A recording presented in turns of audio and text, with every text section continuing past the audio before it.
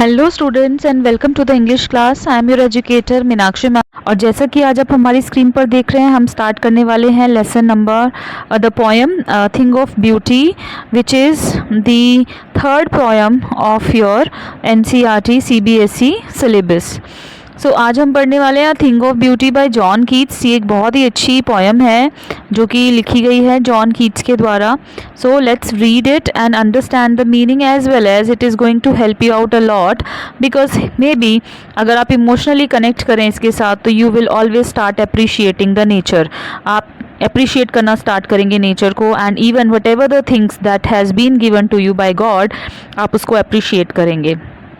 Okay, basically हम पढ़ने वाले हैं, let's have a glance over.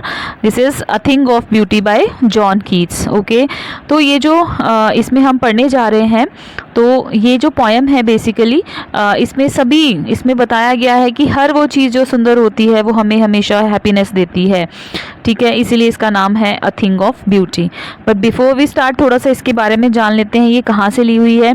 ये जो है एक एपिक से लिया गया है जो कि है एंडीमियन। ठीक है, जो एंडीमियन है ये एक एपिक था, एपिक लिखा गया था बाय जॉन कीट्स, उसमें से लिया गया है। ठीक है, इसके अंदर जो ये एपिक है, इस एपिक में हम ये अंडरस्टैंड कर रहे हैं तो उसमें से ये एक एक्सर्प्ट लिया हुआ है। जो हमारी पोएम है it is part of the poem, तो हम इसमें ये पढ़ने जा रहे हैं इसके बारे में। तो फर्दर हम थोड़ा सा पढ़ लेते हैं अबाउट द पोएट, थोड़ा सा पोएट के बारे में जानेंगे, फिर हम हमारी पोएम की तरफ ध्यान देंगे। तो हमारा जो पोएट है वो है जॉन कीट्स, एज हमने बताया। John Keats he born in 1795 and he died in 23 February 1821। Okay, he is considered to be the romantic poet, इन्हें रोमांटिक पोइट कहा जाता है। एंड ये सेकेंड जनरेशन से बिलोंग करते हैं, रोमांटिक पीरियड, रोमांटिक एरा से भी। And he is a worshipper of nature, beauty and love, ये माने जाते हैं worshipper of nature, beauty and love. Worshipper means पुजारी मानना जाना। तो जो जैसे कि हमने भी बात करी, और ये जो है जो हमारे पोइट हैं जॉन कीट्स, ये फेमस भी हैं अपने ओड के लिए। अब ये जो पोएम हमने ली है ये एक पब्लिकेशन, उनकी जो डेथ है वो ट्यूबरक्लोसिस से हो गई थी at the age of 25, but इतनी छोटी एज में भी उन्होंने एक लॉन्गेस्ट पोएम लिखी जिसका नाम था एंडीमियन, जो कि एक एपिक है। बच्चे, एपिक क्या होता है? जो लॉन्ग पोएम्स होती हैं जो उन्हें क्या कहा जाता है? एपिक कहा जाता है, विच पब्लिश्ड इन 1818 में ये पब्लिश हुई थी। इसके अलावा अगर हम बात करें हमारी पोएम के बारे में, so this is taken from Endymion. अब इस एंडीमियन के अंदर कौन है कि जो इसके बारे में बता रहा है, थिंग ऑफ ब्यूटी की बात कर रहा है? तो इसके अंदर हम अगर बात करें तो ये एक ग्रीक लेजेंड है। ओके, ये एक ग्रीक लेजेंड है। लेजेंड का मतलब होता है फोक टेल्स। ठीक है, ये एक तरह की ग्रीक लेजेंड्स हैं जिसमें वो बात कर रहा है कि एक पर्सन है एंडीमियन, जो कि कौन है यहाँ पर? एंडीमियन एक शेफर्ड है। ठीक है, एक गडरिया है यहाँ पे, और वो क्या करता है, हर शाम को उसका जो घर है, एक बहुत सुंदर पहाड़ी के ऊपर उसका घर है, वो वहाँ जाता है, वहाँ पे बैठता है और वहाँ से जो है वो मून को, ठीक है, वहाँ बैठकर जो है वो मून को देखता रहता है और उसकी ब्यूटी को प्रेज़ करता है, यानी कि उसकी सुंदरता को जो है वो प्रेज़ करता है और उस पर लिखता है। लेकिन जो हमारी पोएम है उसमें जो पार्ट लिया हुआ है वो पार्ट लिया हुआ है जिसमें वो ट्रैवल करता है। ठीक है, जब वो ट्रैवल कर रहा है, चाहे समुद्र के पास से होके निकल रहा है या वो फॉरेस्ट से होते हुए निकल रहा है, तो जहाँ से भी वो निकल रहा है वो उसको प्रेज़ करते जा रहा है, और वही जो है वो एक पोएम के फॉर्म में हमारे लेसन के अंदर गिवन है। तो जहाँ कहीं भी वो जाता है, बिकॉज शेफर्ड हैं, उनके पास शीप होती हैं, तो वो शीप्स को लेकर के अपने इधर उधर जाते रहते हैं, तो उनका कोई पर्टिकुलर रेजिडेंस नहीं होता। तो इस तरह से वो जहाँ भी कहीं जाता है, फॉरेस्ट में, चाहे अंडर द सी, तो हर जगह वो ब्यूटी को सराहता हुआ जाता है, प्रेज करते हुए जाता है। तो अब हम पढ़ते हैं अपनी इस पोएम को without delay. It says, a thing of beauty is Joy for ever,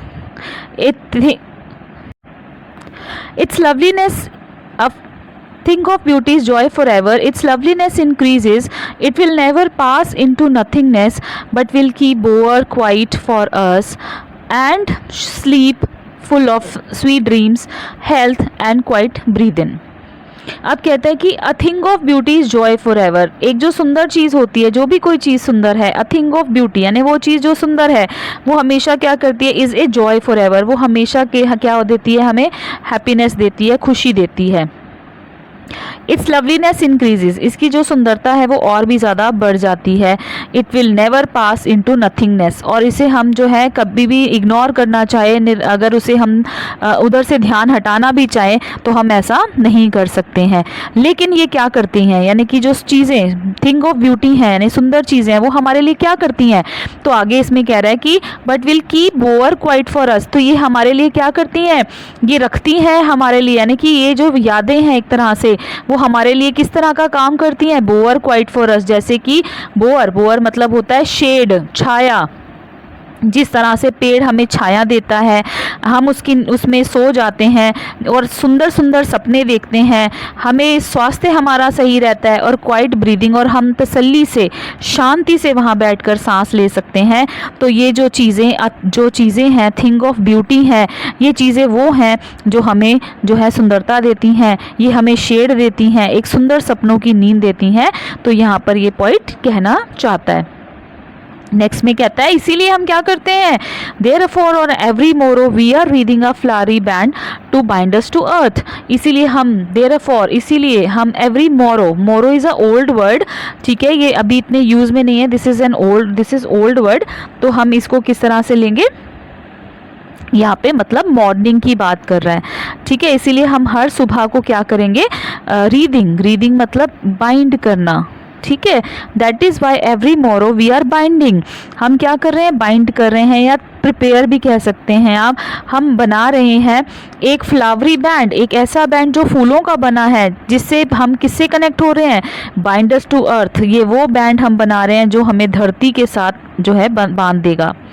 spite of डिस्पोडेंस, क्यों बांधेगा, क्योंकि हमारे जो जीवन है उसमें हम क्या होते हैं, स्पाइट ऑफ डिस्पोडेंस, कई बार हमारे जीवन में बहुत निराशाएं होती हैं। ऑफ इनह्यूमन डर्थ, अमानवीयता की कमी हो जाती है, डर्थ मीन्स शॉर्टेज हो जाना, ठीक है। कई बार हमारे इनह्यूमन डर्थ हो जाती है। Of noble natures and of gloomy days, कई बार हमारा जो अच्छा होना प्रकृति में, या फिर ग्लूमी डेज मतलब ग्लूमी मीन सैड डेज, कभी हमारे दिन बहुत उदास भरे होते हैं, उदासी से बहुत ज़्यादा भरे होते हैं। Of all the unhealthy and over darkened ways, कई बार हमारे जो रास्ते हैं वो क्या हो जाते हैं, unhealthy and over darkened veg, हमारे तौर तरीके बदल जाते हैं। हम unhealthy and over darkened veg मतलब जो बुरे, मतलब ओवर डार्कन्ड मतलब जो कि मतलब शेडेड हैं, ऐसी तरह से कई निराशाओं में फंस जाते हैं। मेड अवर सर्चिंग, यही जो चीज़ें हैं वो क्या करती हैं, हमें जो है सर्च करने पर लेकर आती हैं। क्या करने के लिए, क्योंकि जब भी हम कभी अपने जीवन में उदास होते हैं, कभी भी हमारे दिन अच्छे नहीं होते, जब कभी भी हम निराश हो जाते हैं, तो यही चीज़ें हैं जो हम खोजते हैं।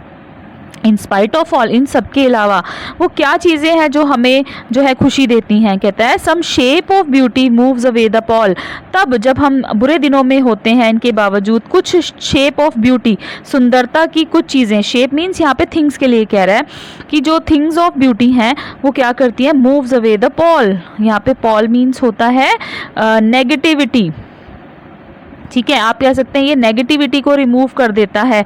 वैसे तो इसको हम इस तरह से भी ले सकते हैं कि थिक डार्क क्लाउड्स, ठीक है, तो हम यहाँ पे नेगेटिविटी ले लेते हैं। तो वो क्या करता है, हमारे अंदर भरी हुई सभी पॉल यानी नेगेटिविटी को ये सुंदर चीज़ें दूर भगा देती हैं, मूव्स अवे, दूर ले जाती हैं। फ्रॉम आवर डार्क स्पिरिट्स, कहाँ से ले जाती हैं दूर, हमारे डार्क हो चुकी स्पिरिट्स मतलब हमारी मन से, हमारी आत्मा से इन चीज़ों को दूर ले जाती हैं सुंदर चीज़ें। तो हम अपने सब दुख दर्द भूल जाते हैं, उदासी भूल जाते हैं, बुरे दिनों को भूल जाते हैं। ओके, फॉर सिंपल शीप, अब कहते हैं कि वो कौन से एग्जाम्पल्स हैं जो हमें जो है सुंदरता दे देते हैं। कहते हैं सच द मून, कहते हैं उसमें कौन कौन है, such the moon, sun the moon, the trees old and young sprouting shady boon for simple sheep. कहते हैं कि अगर हम बात करें वो सब चीज़ें जो move away the pall, pall means negativity, as I told you, जो नेगेटिविटी है इनको दूर कर देती हैं हमारी डार्क स्पिरिट से, ठीक है। और देन कहते हैं कि कौन है वो एग्जाम्पल, सूरज, चंद्रमा, पेड़ जो कि ओल्ड हैं या यंग हैं। स्प्रूटिंग अ शेडी बून, जो क्या कर रहे हैं, इन सिंपल शीप, मेरी जो ये साधारण सी दिखने वाली जो भेड़ हैं, शीप हैं जो उस शेफर्ड के पास हैं, कहता है उन सबको क्या देती हैं, शेडी बून देती हैं, छायादार बून। बून मीन्स होती हैं बेटा ब्लेसिंग्स, तो वो क्या करती हैं, छायादार ब्लेसिंग्स देती हैं। किसको ब्लेसिंग्स देती हैं, वो जो पर्सन है जो कहता है कि मेरी जो शीप है, सिंपल शीप है, उनको ब्लेसिंग्स देती हैं। इसके अलावा कुछ और एग्जाम्पल्स वो लेता है, कहता है such are daffodils with the world the green world they live in. इसके अलावा जो डैफोडिल्स हैं, डैफोडिल्स क्या है, डैफोडिल्स के बेटा फ्लावर होते हैं, तो कहते हैं इसके अलावा जो डैफोडिल के फूल हैं जो कहाँ रहते हैं, green world they live in. Green world का मतलब क्या हुआ यहाँ पे, फॉरेस्ट, ठीक है। तो ऐसे जो शीप्स जो कि फॉरेस्ट में रहती हैं, and clear reels that for them selves creating cooling covert, कहता है इसके अलावा जो क्लियर रिल्स हैं, that for themselves a cooling covert make against hot season। इसके अलावा जो क्लियर रिल्स हैं, रिल्स का मतलब होता है स्ट्रीम, ठीक है। जो भी क्लियर स्ट्रीम्स हैं, हम कह सकते हैं कि जो भी क्लियर स्ट्रीम्स हैं या झरने हैं, ठीक है, अगर हम उनकी भी बात करें तो वो हमें क्या करते हैं, इसके अलावा जो स्ट्रीम है दैट फॉर देमसेल्फ, जो अपने आप में कूलिंग कोवर्ट, कूलिंग ठंडक देने वाला, कोवर्ट मतलब हुआ शेल्टर, वो हमें क्या देती हैं, एक रहने का स्थान देती हैं। कहाँ, कब कब देती हैं, अगेंस्ट हॉट सीजन, जब बहुत गर्मी होती है। तो ये झरने ही हैं, ये छोटी छोटी बहने वाली स्ट्रीम्स, नदियाँ ही हैं छोटी छोटी, जो क्या करती हैं, अपने आप में एक कूलिंग कोवर्ट तैयार करती हैं, मतलब एक शेल्टर देती हैं, ठंडक भरी शेल्टर देती हैं, रहने की जगह देती हैं गर्मी के मौसम में। और इसके अलावा कहता है the mid forest brake rich with a sparkling of fair musk rose Bloom.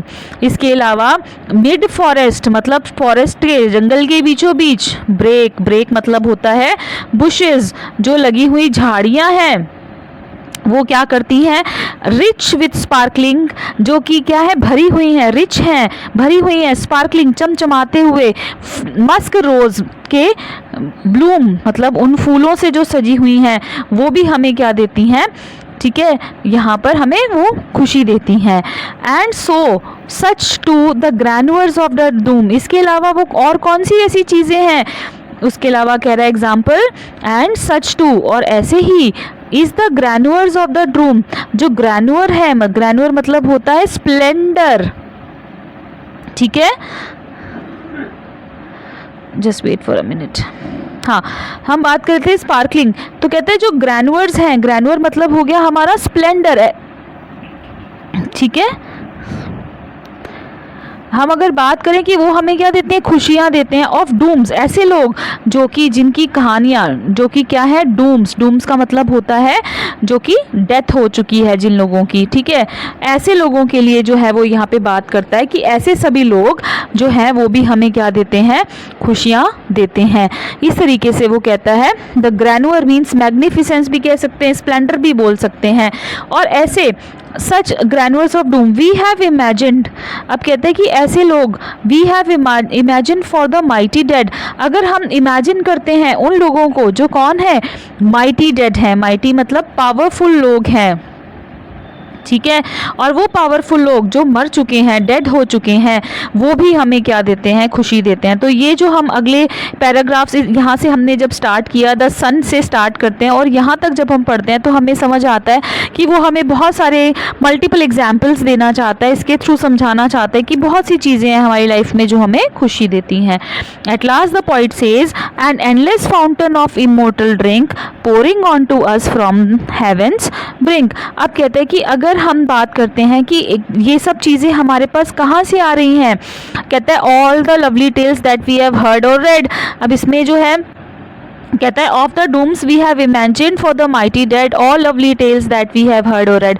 ये सब चीज़ें कहाँ से आई हैं, ये सब आई हैं endless fountain of immortal drink से। ये क्या है, एंडलेस फाउंटेन। एंडलेस फाउंटेन ऐसा फाउंटेन जो कि ऐसा फाउंटेन यहाँ पे कहा गया कि जो कभी ख़त्म नहीं हो सकता। ये चीज़ें वहाँ से आई हैं जो एंडलेस फाउंटेन है। इमोर्टल हैं, इमोर्टल का मतलब हुआ जो अमर हो चुके हैं, एंड ड्रिंक का मतलब यहाँ पे हुआ ऐसी चीज़ जो कि हम अमृत की तरह पीते हैं, ठीक है, एज एलिक्सर है, ठीक है, हमारे लिए अमृत के तुल्य है, अमृत के समान है। वो कहाँ से आ रही है? Pouring unto us from heavens brink, वो हमारे ऊपर गिर रही हैं। कहाँ से? हेवेंस ब्रिंक से। हेवन मतलब स्वर्ग के, ब्रिंक मीन्स हो गया एज से, ठीक है, या हम कह सकते हैं कॉर्नर से। तो ये जो चीज़ें हैं ये भगवान हमें कहाँ से दे रहे हैं? स्वर्ग के एक कोने से धरती पर भेज रहे हैं। और ये कहाँ से आ रही है? एंडलेस फाउंटेन से आ रहा है, जो कैसा है? अमर जल है, ठीक है, एक अमर जल की वहाँ से आ रहा है और ये भगवान हमारे के लिए भेज रहे हैं स्वर्ग के एक कोने से। इस तरह से वो ये बताना चाहता है that beautiful object of nature lives forever, ठीक है, हमेशा वो रहते ही रहते हैं, ठीक है। तो यहाँ पे क्या बता रहा है? ग्रैनुअर ऑफ माइटी डेड का अगर बात करता है यहाँ पे, तो ग्रैनुअर की बात कर रहा है ना, जैसे उसने क्या बोला? The grandeurs of mighty dead, है ना, ग्रैनुअर्स ऑफ द डूम, ठीक है। जो यहाँ पे ग्रैनुअर क्या मतलब क्या हुआ? ऐसे लोगों के बारे में बात करना जो वेलर ऑफ फाइटर्स हैं, है ना, जिन्होंने बहुत ही अच्छी युद्ध लड़े हैं। उनकी जब कहानियों को हम पढ़ते हैं तो वो चीज़ें सुनते हैं या हम लोग पढ़ते हैं, वो हमें बहुत अच्छी लगती हैं। इसमें एक लाइन मिस है, all the lovely tales that we have heard or read, कि वो सब चीज़, टेल्स मतलब कहानियाँ जो हम पढ़ते हैं या हमने सुनी है, वो सब भी एक मैटर ऑफ ब्यूटी है। ओके, तो इस तरह से ये जो पोएम है आपकी फिनिश होती है। अब हम थोड़ा सा कौन सी पोएटिक डिवाइसेस का इसमें यूज़ हुआ है। तो जो सबसे पहला पैराग्राफ है उसके अंदर सबसे पहले हम ये देख लेते हैं कि राइमिंग स्कीम का क्या यूज़ हुआ है। इसमें जो आपकी राइमिंग स्कीम है वो है A B B C C D D E E. Okay, A B B C C D D E, इस तरह से चलेगा।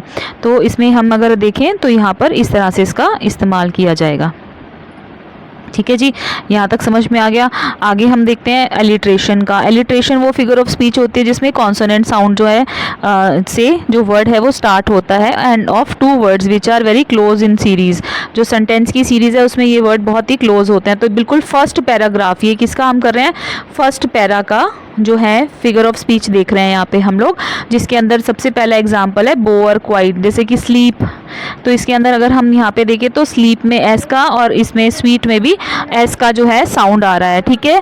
तो इसमें हमने देखा फर्स्ट पैराग्राफ में स्लीप और sweet, like sleep full of sweet dreams, ठीक है। इसमें किस तरह से एग्जाम्पल लिया हुआ था? Sleep full of sweet dreams, ठीक है। तो इसमें अगर हम देखें तो इसमें स्लीप का एस साउंड रिपीट हो रहा है और स्वीट का एस साउंड रिपीट हो रहा है। तो ये एग्जाम्पल किसका है? एलिट्रेशन का है। तो अगला एग्जाम्पल देखते हैं मेटाफर का। मेटाफर क्या होता है? इसके अंदर क्या है? किसी भी दो कॉन्ट्राडिक्टरी चीज़ों का डायरेक्ट कंपैरिजन होता है, ठीक है, डायरेक्ट कंपैरिजन होता है जब किसी चीज़ के अंदर, ठीक है, ठीक है। तो दो डायरेक्ट कंपैरिजन होगा तो हम उसे क्या बोलेंगे कि वो किसका एग्जाम्पल है? That is the example of metaphor. Okay, अब इसमें हम एग्जाम्पल फर्स्ट पैराग्राफ में ही लिया हुआ है बोअर क्वाइट, ठीक है, बोअर क्वाइट। यहाँ पे किसकी बात करें? कामनेस ऑफ द बोअर, यानी कि शेड। बोअर का मतलब यहाँ है शेड, जैसे कि मैंने आपको पहले भी बताया जब मैं एक्सप्लेन किया, बोअर मीन्स होता है शेड। ओके,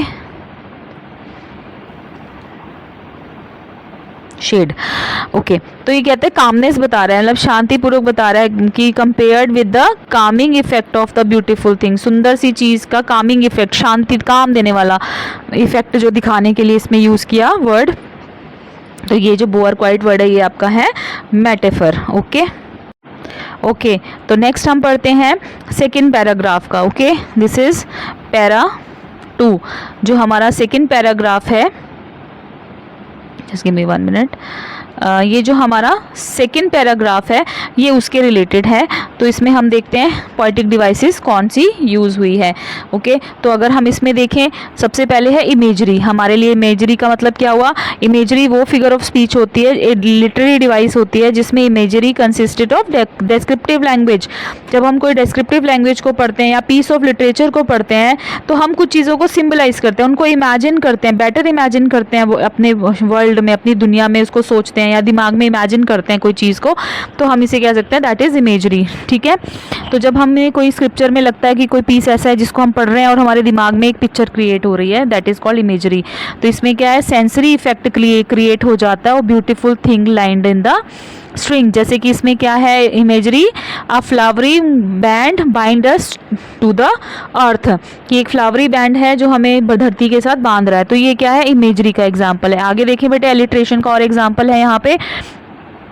यहाँ पे क्या है, consonant sound of two words which are used in closed series, तो इसमें उसका भी यूज़ हुआ है। तो अगर हम यहाँ पे देखें एलिट्रेशन का और एग्जाम्पल यहाँ पे है बैंड एंड बाइंड, ठीक है। तो a flowery band to bind, ठीक है, band to bind us to the earth, ये लाइन है आपकी पोयम की। तो इसमें बी का साउंड रिपीटेड है और इसमें बाइंड में भी बी का साउंड रिपीटेड है। तो ये किसका एग्जाम्पल है, एलिट्रेशन का एग्जाम्पल है, एलिट्रेशन है। चलिए नेक्स्ट हम देखते हैं एनाफोरा। एनाफोरा होता है जब सेम कोई वर्ड से कोई लाइन शुरू होती है, जैसे कि हमने यहाँ बोला same word in two consecutive lines, दो चलने वाली लगातार लाइनों में पहले से जब लाइन शुरू ही हो रही है वो वर्ड जो होता है उसे बोलते हैं। जैसे कि इसमें है ऑफ, यहाँ पे वर्ड कौन सा यूज़ हुआ है, of. Of noble natures, of all the unhealthy and over darkened ways, ठीक है। तो ये सारे क्या हैं, इसको हम सबको क्या बोलेंगे, एनाफोरा बोलेंगे। तो ऑफ से जो है आपका वर्ड शुरू हो रहा है, ठीक है। तो कहता है मूव्स अवे। अब इसमें एक और एग्जांपल है, देखो मेटाफर का एग्जांपल है इसके अंदर, मूव्स अवे द पॉल, ठीक है, moves away the Paul, that means negativity जो है वो दूर कर देती है थिंग ऑफ ब्यूटी। तो ये किसका एग्जाम्पल है, मेटाफर का एग्जाम्पल है, डायरेक्ट कंपेयर किया जा रहा है। ओके नेक्स्ट पढ़ते हैं, हम पढ़ेंगे यहाँ पर हम यहाँ पे आगे पढ़ेंगे ट्रांसफर्ड एपिथेट। ट्रांसफर्ड एपिथेट क्या होता है, ये वो वर्ड होते हैं जिन्हें हम लोग क्या करते हैं, यूज़ करते हैं। ट्रांसफर्ड एपिथेट में हम जो है किसी वर्ड का यूज़ किसी और शब्द के लिए करते हैं। जैसे हमने कहा कि जैसे एडजेक्टिव वर्ड हो सकता है, ये फ्रेज होते हैं which belongs to the one noun that is transfer to another noun. जब एक शब्द एक नाउन दूसरे नाउन की तरफ जो है इसको शिफ्ट कर जाता है तो उसे हम क्या बोलते हैं, ट्रांसफर्ड एपिथेट बोलते हैं। जैसे इसमें हमारा जो वर्ड है ग्लूमी डेज, ठीक है। तो यहाँ पे ग्लूमी क्या है, एडजेक्टिव है, और यहाँ पे हम एग्जांपल लेते हैं ग्लूमी डेज का ना। तो ये जो ग्लूमी है ये एडजेक्टिव वर्ड है और वेज हमारा तरीका हुआ। तो इसमें हम वेज जो वर्ड है ना वो यहाँ पे जो है डेज को बता रहा है, दिनों की बात कर रहा है यहाँ पे। तो ये वर्ड ट्रांसफर हो गया, वेज की जगह दिनों की तरफ चला गया, डेज को ट्रांसफर्ड हो गया। तो ऐसे जो शब्द होते हैं उन्हें हम क्या बोलते हैं। और इसमें एक एग्जाम्पल और भी है ट्रांसफर्ड एपिथेट का, unhealthy and over darkened ways, ठीक है, इन ह्यूमन डर्थ, ठीक है, इन ह्यूमन डर्थ। हमारे अंदर अमानवता की कमी नहीं होती है। इन ह्यूमन जो वर्ड है वो डर्थ कमी के लिए नहीं लिखा, हमारे जो तरीके हैं उन लोगों के लिए, उस चीज़ के लिए वो बात कर रहा है, ठीक है। In human stands for the human beings, ठीक है। इन ह्यूमन यहाँ पे किसके लिए ट्रांसफर हो गया, ह्यूमन के लिए हो गया, डर्थ की जगह ना होकर के ह्यूमन के लिए हो गया, इंसानों के लिए इस्तेमाल हो गया। तो ये जो डर्थ है ये वर्ड यहाँ ना लग करके ये जो इन ह्यूमन वर्ड है ये किसकी तरफ लग गया, ह्यूमन के लिए बोल गया। तो हम इसे क्या बोलेंगे, ट्रांसफर्ड एपिथेट है। तो ये इस तरह से इस्तेमाल किया जाता है, ठीक है जी। नेक्स्ट देखते हैं। इसके बाद हमारा अगला एग्जाम्पल इसमें आता है इन्वर्जन। इन्वर्जन क्या होता है, normal order of word is reverse. जो आम लिखे हुए जो भाषा होते हैं तो उसको हम रिवर्स कर देते हैं। जैसे कि इसमें यहाँ पे वो ये तो लिख सकता था ना, वो he could write like this. Inversion में वर्ड्स को रिवर्स कर दिया जाता है। जैसे कि अगर वो यहाँ चाहता तो लिख देता वी आर रीडिंग, है ना, उस वो लिखता तो ऐसे लिखता ना, we are reading a flowery band, ठीक है। जबकि उसने इसे ऐसे ना लिखकर इस आर वर्ड को वी से पहले लगा दिया यहाँ पर, तो उसने ऐसे बोल दिया are we reading a flowery band. तो इसमें क्या किया उसने, रिवर्स कर दिया वर्ड को, वी एंड आर में इस आर को आगे की तरफ रिवर्स कर दिया। इसको हम बोलते हैं इन्वर्जन, ठीक है जी, इसे हम बोलेंगे इन्वर्जन। आई होप आप सबको समझ में आ रहा है, और अगर नहीं आता है, कुछ भी आपको डाउट लगता है, तो बच्चे प्लीज़ आप कमेंट कर सकते हैं, मैं आपको डेफिनेटली उसका रिप्लाई करूँगी। चलिए अब हम देखते हैं थर्ड पैराग्राफ में। थर्ड जो पैराग्राफ है हमारा, उसकी पोएटिक डिवाइसेस देख लेते हैं। उसमें कौन कौन सी यूज़ हुई है। एलिट्रेशन, फिर से एलिट्रेशन बहुत जगह पे यूज़ हुआ है, जैसे कि इसमें आ गया स्प्रूटिंग, शेडी, सिंपल, शीप। आप अपनी बुक में देखेंगे तो यहाँ पे एस एस का साउंड रिपीट हो रहा है। ऐसे ही कूलिंग कोवर्ट में सी का साउंड जो है वो रिपीट हो रहा है, इसमें एस का साउंड रिपीट हो रहा है, वहाँ पे सी का साउंड रिपीट हो रहा है। आप अपनी please take reference in your book, आपकी एनसीईआरटी बुक में आप रेफरेंस करके हाईलाइट करके अंडरलाइन कर सकते हैं। अगला एग्जाम्पल है इसके अंदर इमेजरी का। फिर से आ गया, हम इमेजिन करते हैं, जैसे ट्री इज गिविंग शेड। क्या हुआ, वो कहाँ कौन सा वर्ड लिया है उसने, ये वाला वर्ड लिया, स्प्रूटिंग, शेडी, बून, यानी ट्री जो छाया दे रहे हैं। ऐसे ही daffodils with the green world they live in, यहाँ पे क्या है, ग्रोइंग प्रोसेस ऑफ डैफोडिल बताया हुआ है, तो इमेजरी के एग्जाम्पल हैं। क्लीन वाटर रिवर्स के लिए क्या वर्ड यूज़ किया है, क्लियर रिल्स वर्ड यूज़ किया है यहाँ पे डैफोडिल्स का, यहाँ स्प्रूटिंग, शेडी, बून का। तो ऐसी चीज़ें जब हम बोलते हैं शेडी, बून, डैफोडिल्स के पौधे, पीले रंग के फूल याद आते हैं। ठीक है, इस तरह से हम जो एग्जाम्पल लेते हैं ये इमेजरी के एग्जाम्पल हैं। ठीक है बच्चे, आगे हम देखते हैं, वही एंटीथीसिस आ गया। एंटीथीसिस और ऑक्सीमोरॉन दोनों में से हम कह सकते हैं, ये ऑक्सीमोरॉन का भी एग्जाम्पल है। मैं दोबारा से इसमें आपको बता देती हूँ हाईलाइट करके, एंटीथीसिस या ऑक्सीमोरॉन। ठीक है जी, दोनों में थोड़ा बहुत डिफरेंस है, बहुत ज़्यादा नहीं, बहुत कम डिफरेंस है। एंटीथीसिस में हम क्या करते हैं, opposite words are place together, दो ऑपोजिट वर्ड जो है वो एक साथ लिखे जाते हैं। ठीक है, तो यहाँ पे जैसे इसमें वर्ड आया ट्रीज, ओल्ड एंड यंग, ये जो वर्ड है इसमें ओल्ड एंड जो यंग है, ये दोनों वर्ड क्या है, प्लेस टुगेदर, एक साथ लिखे हुए हैं, दोनों ऑपोजिट वर्ड एक साथ लिखे हुए हैं। यानी कि जो जैसे हम कहते हैं ना यंग ओल्ड, ओल्ड यंग, तो इस तरह से जो वर्ड हैं जो ऑपोजिट वर्ड्स होते हैं, जैसे हमने कहा बिग स्मॉल, तो ये क्या एक एग्जाम्पल है एंटीथीसिस का, जिसमें ऑपोजिट वर्ड एक साथ लिख दिए पोएम के अंदर। तो पोएम में लिखा हुआ जो सेम ऑपोजिट वर्ड्स होते हैं जो साथ में लिखे जाते हैं, उन्हें हम एंटीथीसिस बोलते हैं। अब आते हैं ऑक्सीमोरॉन। ये ऑक्सीमोरॉन क्यों है, क्योंकि ऑक्सीमोरॉन में हम ऑपोजिट वर्ड में क्या करते हैं, कॉन्ट्राडिक्शन कर देते हैं, आपस में क्रॉस कर देते हैं। जबकि हमेशा ऐसे कहा जाता है ना ऑपोजिट वर्ड में कि यंग एंड ओल्ड, अब यहाँ पे उसने लिखा trees, trees young and old होना चाहिए था, जबकि उसने क्या कर दिया, ट्रीज ओल्ड एंड यंग कर दिया। तो इसलिए जब हम ऐसे वर्ड्स को इस्तेमाल करते हैं तो वो ऑक्सीमोरॉन का भी एक एग्जाम्पल है। ठीक है जी, इसके अलावा अगर हम लोग बात करें इसी में कहीं अगर देखेंगे तो जब पेयर कंट्रास्ट करते हैं वर्ड्स एक दूसरे को तो वो क्या क्वालिफाई करते हैं, ऑक्सीमोरॉन को। अब एक और एग्जाम्पल इसके अंदर हम ऑक्सीमोरॉन का ले लेते हैं, आई थिंक इसमें मेंशन नहीं होगा तो मैं आपको यही बता रही हूँ कि ऑक्सीमोरॉन के अंदर जैसे हमने बोला ट्रीज, ओल्ड एंड यंग, एक तो ये एग्जाम्पल हो गया। एक एग्जाम्पल हो गया ऑक्सीमोरॉन का माइटी डेड। ठीक है, माइटी डेड। अब ये दोनों एग्जाम्पल्स क्यों लिए हैं मैंने, क्योंकि ये जो पेयर है ना कंट्रास्टिंग वर्ड्स हैं आपस में। ठीक है, दे आर यूज टुगेदर। अगर जो पेड़ है वो बूढ़ा है तो यंग कैसे हो सकता है, अगर वो माइटी है, अगर वो पावरफुल है तो वो मर कैसे सकते हैं। तो ऐसे जो वर्ड्स होते हैं तो हम उन्हें क्या बोलते हैं, वो ऑक्सीमोरॉन का एग्जाम्पल होते हैं। ठीक है, तो अगर पेड़ बूढ़ा है तो जवान नहीं हो सकता, पेड़ अब जवान होगा तो बूढ़ा होगा। ऐसे ही माइटी डेड, तो माइटी अगर वो माइटी मीन्स होता है पावरफुल होना, अगर वो पावरफुल है तो डेड कैसे हो सकता है, अगर डेड है तो वो पावरफुल नहीं हो सकते हैं। तो ऐसी जो सिचुएशन होती है उसको हम बोलते हैं oxymoron. Okay, I hope understand हो गया होगा, अब आपको समझ आ गया होगा। ओके, इसमें एक एग्जाम्पल अगर हम देखें ध्यान देकर के तो इसमें जो है एक और भी यूज़ है। आप लोग सोच रहे होंगे कि मैम इतने सारे क्यों करा रहे हैं, but for your exam point of view कहीं से भी कुछ आ सकता है, तो मैं आपको इस चीज़ के लिए बारे में क्लियर करना चाहती हूँ कि कोई भी आपका डाउट नहीं रह जाना चाहिए। नेक्स्ट है इज़ मेटोनिमी। मेटोनिमी क्या होता है, ये वो फिगर ऑफ स्पीच होती है जो रिप्लेस करती है the name of thing with the name of something else with which it is closely associated। तो ये क्या करती है, इसमें हम जो वर्ड यूज़ करते हैं वो रिप्लेस करता है कुछ ऐसी चीज़ को जो ज़्यादा नज़दीकी से उस बात के बारे में बताती है। जैसे कि अगर हम यहाँ पे बात करते हैं हॉट सीज़न, इसका एग्जाम्पल है हॉट सीज़न। अब हॉट सीज़न किसको एक्चुअल में बताता है, समर के टाइम को, गर्मी के दिनों को बताता है, ठीक है। ऐसे ही अगर इसमें हम एक एग्जाम्पल ले, जैसे इसमें बता दिया, इसके अलावा अगर हम एग्जाम्पल लेते हैं ग्रीन वर्ल्ड, है ना, green world.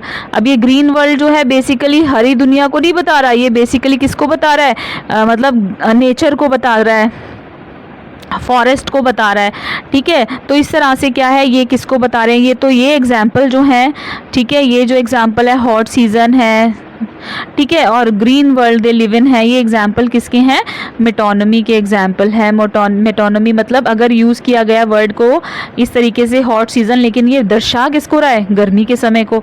Green world use किया गया है लेकिन दर्शा किसको रहा है, नेचर को या फॉरेस्ट को बता रहा है। तो ये एग्जाम्पल है मेटोनमी के। तो मैंने आपको पहले ही कहा था इस पोएम के अंदर बहुत सारे भर भर के जो है वो पोएटिक डिवाइसेस या फिगर ऑफ स्पीच गिवन है। चलिए नेक्स्ट हम देखते हैं, इसमें है राइमिंग स्कीम। जैसे मैंने आपको कहा था राइम स्कीम का इस्तेमाल किया गया। इट इज राइम स्कीम का मतलब होता है every stanza of the poem is ending with one of the word which is similar to pronounce, बहुत नज़दीक हद तक जो है सेम प्रोनाउंस करते हैं। तो इसमें राइमिंग स्कीम क्या यूज़ की गई है, A B C D E and so on, FF GG HH, okay. तो इस तरह से क्यों, क्योंकि जैसे वर्ड है फॉर एवर एवर, ठीक है, for ever never, keep, sleep, dead, red, ऐसे जो शब्द हैं जो बहुत क्लोजली एक दूसरे से मैच करते होते हैं, तो उसमें एक राइमिंग स्कीम बन जाती है which is A B C D E, okay. अब लास्ट पैराग्राफ में भी हम देखते हैं एलिट्रेशन का यूज़ है। कौन सा है, हैव हर्ड और रेड, ठीक है, जो आपने सुनी होगी, इसमें एच का साउंड रिपीट हो रहा है, ठीक है। फिर आ जाता है मेटाफर। मेटाफर में कौन सा आया, इमोर्टल ड्रिंक, यानी कि beautiful object of nature are forever like a never ending portion, ठीक है। ऐसे पोर्शन बन जाता है, ऐसा पोर्शन मतलब हिस्सा बन जाता है जो कैसा हो जाता है, अमर हो जाता है, इमोर्टल ड्रिंक हो जाता है, ठीक है। इमेजरी मतलब ड्रिंक, मतलब जब हम ड्रिंक की बात करते हैं तो हमारे दिमाग में आता है पीने का संबंधित वर्ड, ठीक है। इसके अलावा इसमें मैं बता दूं एक इसमें हाइपरबोलिका भी यूज़ हुआ है, ठीक है बच्चे। हाइपरबोलिका क्या मतलब होता है, काफ़ी बच्चे ये बताते हैं कि कोई, तो ये सिचुएशन जिसमें बहुत बड़ा चढ़ा के बात करी गई है, तो इसने क्या वर्ड यूज़ हुआ है, एंडलेस फाउंटेन, ठीक है। एंडलेस फाउंटेन, फाउंटेन मतलब हो गया झरना, झरना कभी एंडलेस नहीं हो सकता, ठीक है। तो इसमें ये जो वर्ड है ये बढ़ा चढ़ा के बोला है, तो ये हाइपरबोलिका भी एग्जाम्पल है। चलिए और देखते हैं, इमेजरी का यूज़ हुआ है, bushes full of musk roses, जैसे किसने बोला ना, sparkling fair musk rose blooms, grandeur mighty dead, ऐसे ही एग्जाम्पल है इसके अंदर, pouring from the heavens brink, तो endless fountain of immortal drink, ठीक है। तो ये जो एग्जाम्पल हैं ये सारे एग्जाम्पल किसके हैं बच्चे, इमेजरी के हैं। जब भी हम इन्हें पढ़ रहे हैं, जैसे हमने बोला कि बुशेज ऑफ मस्क रोजेस से लगी हुई बुशेज हैं, स्पार्कलिंग करते हुए उन पे उगरी लगी हुई हैं, सुंदर दिख रही हैं, ऐसे डिस्क्राइब करना, तो ये सारे एग्जाम्पल जो हैं वो आपके इमेजरी के। आगे देखते हैं फटाफट से, इमोर्टल ड्रिंक आ गया आपका मेटाफर, जिसमें डायरेक्ट कंपेयर कर दिया गया, लाइक इमोर्टल ड्रिंक नहीं बोला, सीधा ही डायरेक्ट कंपेयर कर दिया। हाइपरबोली जैसे कि मैंने आपको बताया, एंडलेस फाउंटेन यहाँ पर हाइपरबोली का एग्जाम्पल है, ठीक है जी। आपको मैंने एक एग्जाम्पल बताया ही भी था, एक एपिग्राम भी है, ठीक है जी। एपिग्राम फर्स्ट लाइन जो है, very first line of poem is epigram, okay. तो इस तरीके से मैं सोचती हूँ कि कोई भी आपकी जो चीज़ है वो रह नहीं जानी चाहिए, ठीक है जी। जो पुराने वर्ड होते हैं, पहले के टाइम में जो पुराने शब्दों को इस्तेमाल किया जाता था, ठीक है जी, उसके लिए भी हम जो है यूज़ कर रहे हैं। जैसे हमने इसमें यहाँ पे वर्ड यूज़ किया मोरो, ठीक है जी, लास्ट, ये बिल्कुल लास्ट है। इसके बाद इसे हम क्या बोलेंगे, ये कौन सी फिगर ऑफ स्पीच है, इसे हम बोलते हैं आर्किज्म। आर्किज्म क्या होता है, जब हमारे words not used in everyday language में यूज़ ना होने वाले जो शब्द हैं उनको इस्तेमाल किया जाता है, और जो कभी कंटेम्प्रेरी टाइम में एक पर्टिकुलर पीरियड ऑफ टाइम में इस्तेमाल किए जाते थे, तो उन वर्ड को इस्तेमाल करते हैं तो वो होता है, जैसे इसमें मोरो, मोरो किसके लिए यूज़ हुआ, नेक्स्ट डे के लिए, ठीक है, मोरो होता है नेक्स्ट डे के लिए बोल रहा है, तो इसको हमने मोरो बोला। तो इस तरह से ये फिगर ऑफ स्पीचेज़ हैं। आई होप मैंने लगभग सारी की सारी फिगर ऑफ स्पीचेज़ को कवर कर दिया है। आप वीडियो को अच्छे से देखिएगा। If you like share comment कर लेना, और कोई भी आपका डाउट रहता है तो प्लीज़ उसको कमेंट में पूछ लीजिएगा। Till then take care of yourself, have a nice day.